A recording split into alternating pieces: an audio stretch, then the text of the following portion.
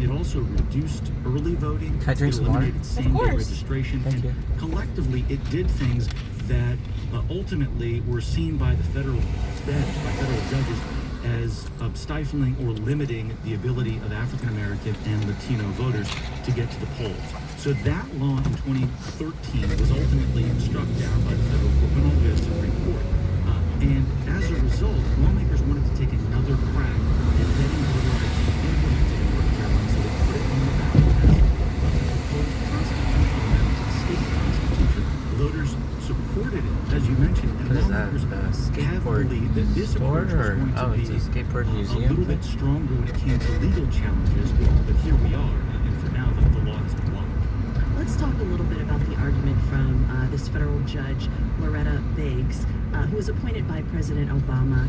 She wrote that this law was passed back in 2018 after Republicans lost their veto-proof supermajority and before Democrats were sworn in the following year. Is Biggs playing a political game here? Oh, that's a good question. To quote one of the Republican leaders from the North Carolina legislature, they called this just a ridiculous ruling, and they say that what she has laid out here is not fair. They feel that what they have done, Republican lawmakers, is push forward voter ID, which is on the books in nearly 36 states in America, and that they have made good faith efforts in the last year or so to try to accommodate various forms of ID and people of this is where the various cruise ships situations. So they certainly feel that she is playing a political game. Yeah. Yeah, you mentioned some of the other states that have voter ID laws. Many of those states don't require photo ID, but other forms of ID. 7 states currently have strict photo ID laws, which means that without, for instance, a driver's license, voters would have to vote on a provisional ballot and then return within a certain amount of days to show a photo ID or a signed affidavit. The argument is that this is an attempt to avoid voter fraud. But is there any evidence to prove that showing a photo ID versus other forms of identification, like a piece of mail, actually prevents fraud and improves the integrity of elections? Have those in support of this in North Carolina some really talked nice about houses that are up on the hill in terms of the implementation of it, Mm-hmm. no, we have not seen that data, and there have been very few. There have been some instances of election or voter fraud here in North Carolina, but there's nothing to indicate that this is a widespread problem here in this state. And the argument for those against the idea of photo ID laws say it's not necessarily that voters should. But all this used to be a highway, because no ID, but rather the business owners in Chinatown, they wanted people to have a more accessible route to their businesses without having to traverse the city. Okay. So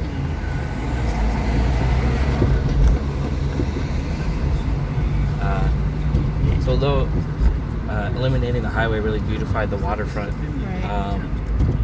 like if you live out here or like you're trying to get out here like after work, it's hell getting through the city. It's very frustrating.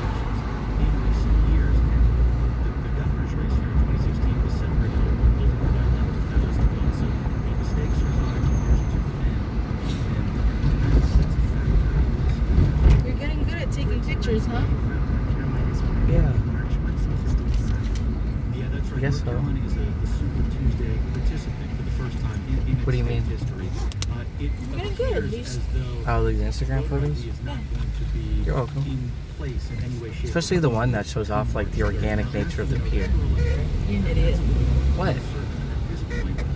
The horizontal lines, they're splintered. They're organic. They're not perfect. They're from nature. Well, actually, that doesn't make sense. Because it's wood laid by man. I don't know. Yeah, it's just Pier 39. It's very coupley, very cheesy, romantic-y. Voter ID law that was recently struck down by a federal judge. Thanks so much, Jeff. You're welcome, Tim. And you're listening to Here and Now.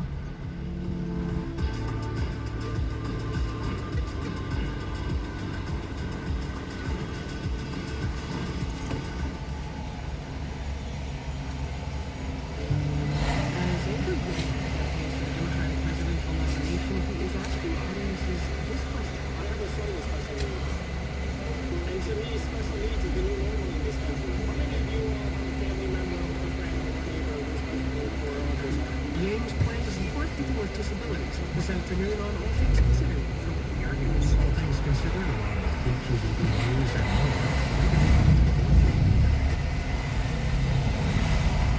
The White House is outlining proposals to cut the rate of vaping among teenagers. The administration's proposing to ban most flavored e-cigarettes. It will allow menthol and tobacco flavors to stay on the market.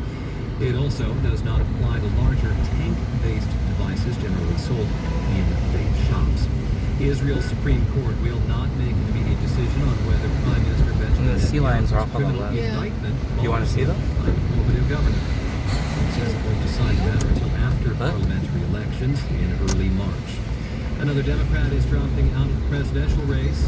Do you want to see them? House Do you? Secretary Julian Yeah, Castro I've already says seen he them. will You do, right? continue work to make America right? a country Okay. where everyone counts. Okay. It's not a, There's still it's not 13 a Democrats problem. running for the party's nomination about 1 month before the Iowa caucuses. You're listening to Here and Now.